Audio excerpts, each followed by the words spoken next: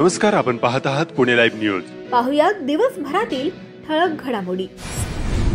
मध्यरात्री पुणे नाशिक महामार्गावर चाकणमधील कोहिनूर सेंटरच्या समोरील भागात अज्ञात भरधाव वाहनाने दुचाकीस्वारास पाठीमागून धडक देत चिरडल्याची घटना समोर आली आहे। करण धर्मराज वानखेडे, वय वर्ष 23, सध्या राहणार झित्राईमळा चाकण, मूळ राहणार माजलगाव, जिल्हा बीड असं या अपघातात ठार झालेल्या तरुणाचं नाव आहे।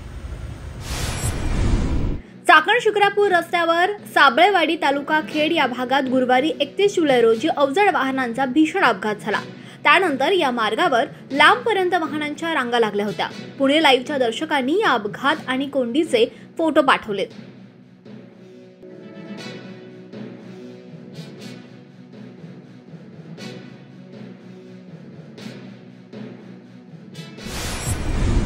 भरधाव अज्ञात वाहनाच्या धडकेत जखमी झालेल्या सुमारे 70 वर्षीय ज्येष्ठ व्यक्तीस जखमी अवस्थेत वायसीएम हॉस्पिटल पिंपरी येथे दाखल करण्यात आलं, मात्र उपचारादरम्यान त्यांचा मृत्यू झाला। सदर अपघाताची घटना 28 जुलै रोजी चाकण येथे घडली होती। संबंधित अनोळखी 70 वर्षीय इसमाची अद्याप ओळख पटलेली नाही। याबाबत चाकण पोलीस ठाण्यात अकस्मात मृत्यूची नोंद करण्यात आलेली असून पुढील तपास सुरू आहे। उपमुख्यमंत्री अजित पवार यांच्या चाकणमधील दौऱ्याच्या पार्श्वभूमीवर गेले कित्येक वर्ष चाकण बस स्थानकामध्ये रापत असलेला कचरा अखेर उचलण्यात आलाय। अजित पवारांच्या चाकण भेटीच्या धसक्यानं सर्व प्रशासन अलर्ट मोडवर आलं असून गतीनं काम करतायत। उपमुख्यमंत्र्यांच्या चाकण भेटीच्या पार्श्वभूमीवर सार्वजनिक बांधकाम विभाग चक्क पावसात सुद्धा रस्ता धुताना दिसताय।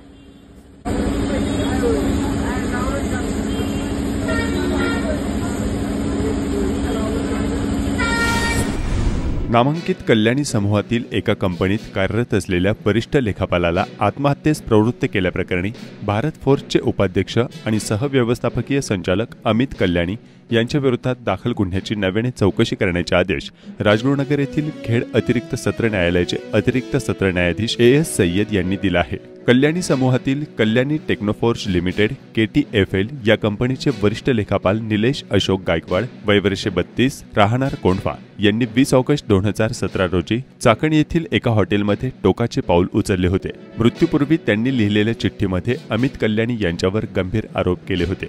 या घटनेनंतर निलेश गायकवाड यांच्या भावाने चाकण पोलीस ठाण्यात तक्रार केली होती। या प्रकरणाचा तपास आर्थिक गुन्हे शाखेकडे वर्ग करण्यात आला। त्यावेळी या प्रकरणी चौकशी अंती ठोस पुरावे नसल्याचे सांगत आर्थिक गुन्हे शाखेने क्लोजर रिपोर्ट प्रथम वर्ग न्यायदंडाधिकारी न्यायालयात सादर केला। न्यायालयाने 13 डिसेंबर 2023 रोजी हा अहवाल स्वीकारला होता। त्यानंतर मृत गायकवाड यांच्या पत्नी आणि भावाने अतिरिक्त सत्र न्यायालयात फेरविचार याचिका दाखल केली होती।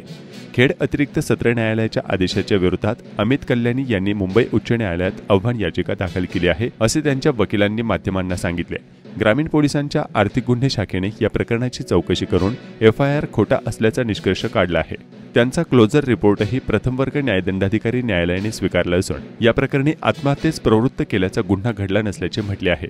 या आदेशाला सत्र न्यायालयाने स्थगिती देऊन आमची बाजू ऐकून न घेता काही मुद्द्यांवर चौकशीचे निर्देश दिले आहेत। अमित कल्याणी यांना त्रास देऊन त्यांची प्रतिमा मलिन करण्याचा याचिकाकर्त्यांचा प्रयत्न आहे। वास्तविक या लेखापालाने लॉटरी आणि सट्टेबाजीसाठी कल्याणी समूहाच्या कंपनीतून 8 कोटींची रक्कम वैयक्तिक खात्यात वर्ग केली असून याबाबत मुंढवा पोलिसांनी लष्कर न्यायालयात आरोपपत्रही दाखल केलं आहे, असे अमित कल्याणी यांच्या वकिलांनी माध्यमांना सांगितले आहे। चाकण येथे एका भरधाव वेगातील ट्रकने कारला पाठीमागून धडक दिली। कार पलटी होऊन डिव्हायडरवर ढकलली गेली, ज्यामध्ये कार चालक गंभीर जखमी झाला तर कारचा पूर्णपणे चक्काचूर झाला आहे। ही घटना मैदनकरवाडी या ठिकाणी घडली। या प्रकरणी जखमी कार चालक सचिन निंबा बोरसे, वय वर्ष 29, राहणार मैदनकरवाडी, तालुका खेड यांनी चाकण पोलीस ठाण्यात फिर्याद दिली आहे। त्यानुसार ट्रक क्रमांक MH04 GC 5580 या वाहनाच्या चालकाच्या विरोधात गुन्हा दाखल करण्यात आला आहे। पिंपरी चिंचवड पोलीस आयुक्तालय हद्दीत वृद्ध नागरिकाला बांधून पिस्तुलाचा धाक दाखवत तब्बल 6,15,000 रुपयांचा ऐवज लुटण्याची घटना 19 जुलै रोजी घडली। या टोळीचा पर्दाफाश करण्यात आला आहे। या टोळीतील आरोपींचा राजस्थानपर्यंत 1200 किलोमीटर पाठलाग करत पोलिसांनी त्यांना अटक केली असून तिसऱ्या स्थानिक आरोपीला चाकण व तळेगावच्या जवळ पकडण्यात आला आहे। विशेष म्हणजे गुन्हा केल्यानंतर मोबाईल लोकेशन ट्रेस होऊ नये म्हणून आरोपींनी मोबाईल ऐवजी वॉकी टॉकीचा वापर केल्याचं निष्पन्न झालं आहे। पिंपरी चिंचवड पोलिसांच्या मालमत्ता गुन्हे विरोधी पथकाला ही टोळी चेरबंद करण्यात यश आले आहे। सुरेश लादूराम ठाका उर्फ बिश्नोई वय वर्ष 29 राहणार राजस्थान, महिपाल रामलाल बिश्नोई वय वर्ष 19 राहणार बडगाव मावळ मूळ राहणार राजस्थान अशी अटक केलेल्या आरोपींची नावे आहेत. मुख्य सूत्रधार सुभाष बिश्नोई आणि अन्य तिघांचा शोध सुरू आहे. यातील आरोपी सुरेश ढाका याच्या विरोधात राजस्थान आणि गुजरात राज्यात 21 गंभीर गुन्हे दाखल आहेत. गुन्ह्यानंतर मोबाईल लोकेशन ट्रेस होऊ नये यासाठी आरोपींनी वॉकी टॉकीचा वापर केला. 5 जण स्विफ्ट कारमधून आले. घरात घुसल्यावर एकाने निगराणी ठेवली, एकाने पाळत ठेवली तर उर्वरित आरोपींनी लूट केली. परस्पर संपर्कासाठी त्यांनी मोबाईल ऐवजी वॉकी टॉकीचा वापर केला. काळूस व भोसेला जोडणारा पूल खूप धोकादायक पद्धतीचा झाला आहे. यावर मोठमोठे खड्डे पडले असून त्यात अपघातांची शक्यता असल्याचं स्थानिक नागरिक सांगत आहेत.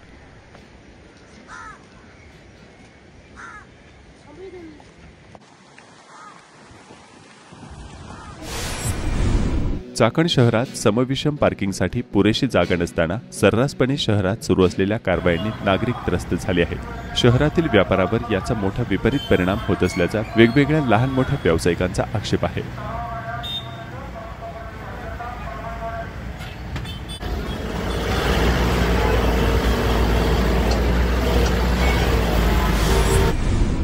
आळंदी येथील श्री काळभैरवनाथ पुरातन मंदिरातील श्रींच्या मूर्तीस वज्रलेप देऊन तिची प्राणप्रतिष्ठा करून स्थापित करण्यात आली. श्री काळभैरवनाथ महाराज प्राणप्रतिष्ठा महोत्सवानिमित्त मंदिरात आकर्षक फुल सजावट आणि विद्युत रोषणाई करण्यात आली होती.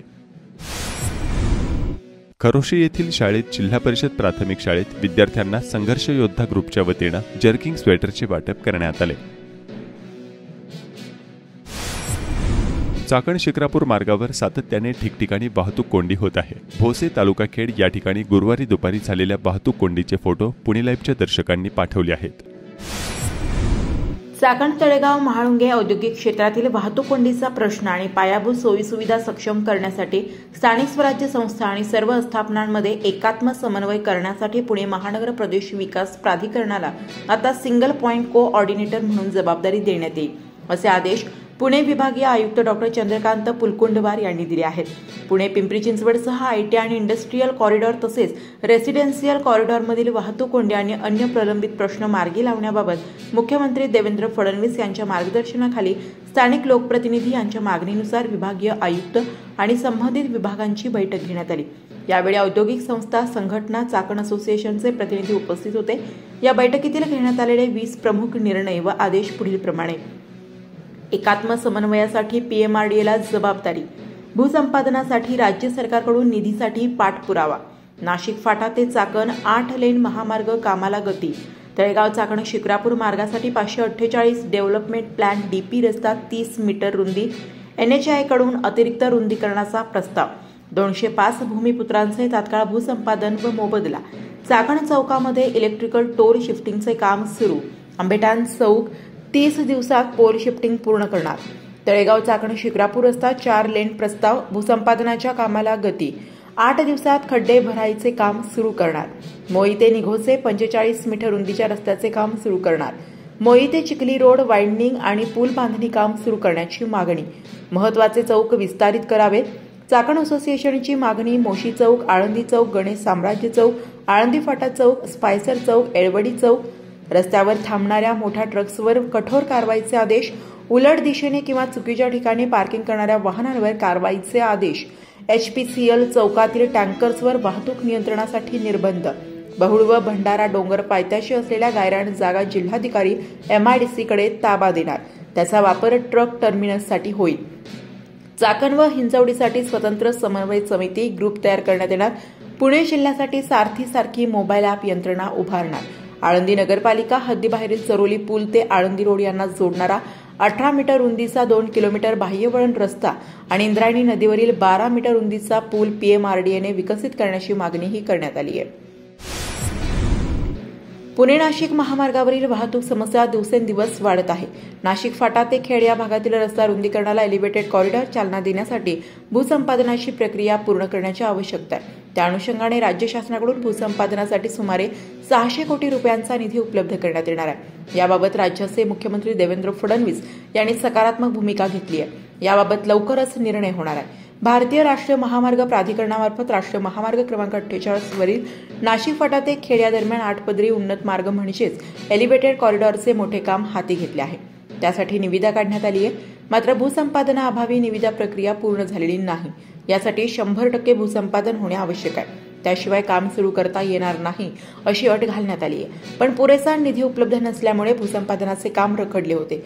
दरम्यान MIDCसाठी अत्यंत आवश्यक असलेल्या या पुणे नाशिक महामार्गाच्या कामासाठी भूसंपादन करण्याची आवश्यकता आहे। त्यासाठी वित्तीय सहाय्य मिळावे याकरिता पिंपरी चिंचवड महानगरपालिका आणि पुणे महानगर प्रदेश विकास प्राधिकरण या दोन्ही आस्थापनांनी राज्य सरकारच्या नगरविकास विभागाकडे प्रस्ताव सादर केला। त्यावर कार्यवाही करण्याची आवश्यकता आहे। याबाबत मुख्यमंत्री फडणवीस यांच्याकडे सातत्यपूर्ण येथील लोकप्रतिनिधी यांचा पाठपुरावा सुरू होता, त्याला यश मिळताना दिसत आहे।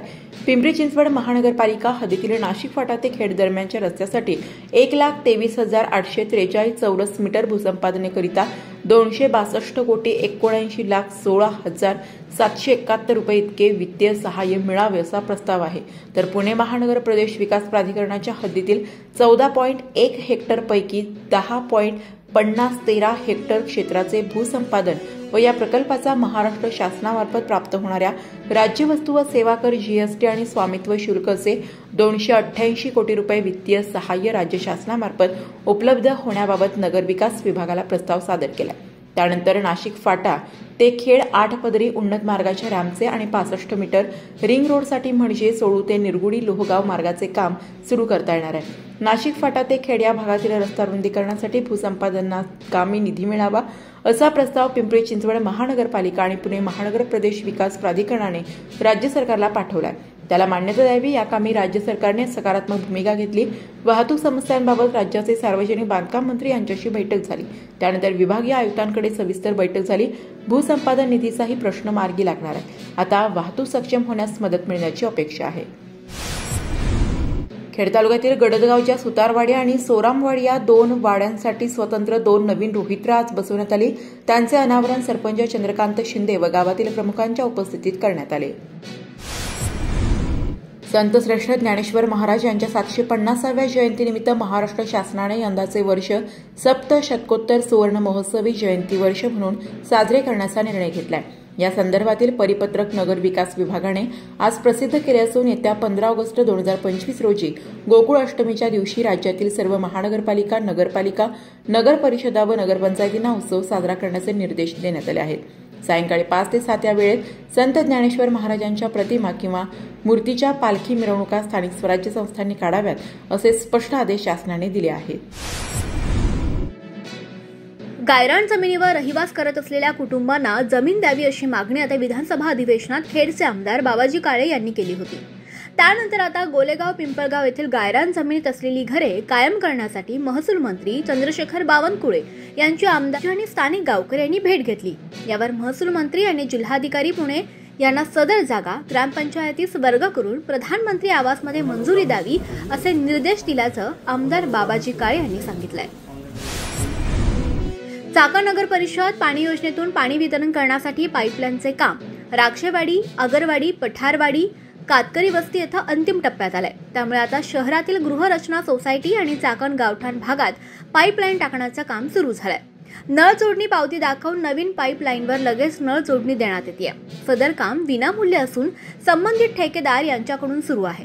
चाकण शहरात अंदाजे 22,000 नळ जोडणी होणं अपेक्षित आहे। यासाठी कोणत्याही प्रकारे कोणालाही कसलीही रक्कम देऊ नये असं आवाहन चाकण नगर परिषद मार्फत करण्यात आलंय। राजगुरुनगर बस स्थानक परिसरात मोकाट कुत्र्यांची संख्या वाढली असून प्रवासी आणि नागरिकांमध्ये दहशतीचं वातावरण आहे। या परिसरात 2 कुत्री पिसाळलेली असल्याचं स्थानिकांचं म्हणणं आहे। या कुत्र्यांनी अनेकांचा चावाही घेतलाय। प्रवासी, ज्येष्ठ नागरिक, विद्यार्थी यांना याच परिसरातून जाताना जीव मुठीत घेऊन जावं लागतंय। प्रशासकीय यंत्रणा मात्र सुस्त आहे। आळंदी नगर परिषदेअंतर्गत पंतप्रधान सूक्ष्म अन्न प्रक्रिया उद्योग योजनेअंतर्गत स्वयंसहायता महिला बचत गटांना एकूण 20,90,000 रुपये इतक्या विनातारण बीज भांडवलाचं वाटप करण्यात आलंय। खेड तालुक्यातील पाडळी काळेचीवाडी ग्रामपंचायतीच्या सरपंचपदी वैभव सातकर यांची बिनविरोध निवड झाली आहे। सरपंच पदासाठी एकच उमेदवारी अर्ज असल्यानं ही निवड बिनविरोध झाली। आमदार बाबाजी काळे यांच्या मार्गदर्शनाखाली ही निवडणूक बिनविरोध पार पडली। धन्यवाद। आपण पाहत होतात पुणे लाईव्ह न्यूज। भेटूयात उद्याच्या बातमीपत्रात।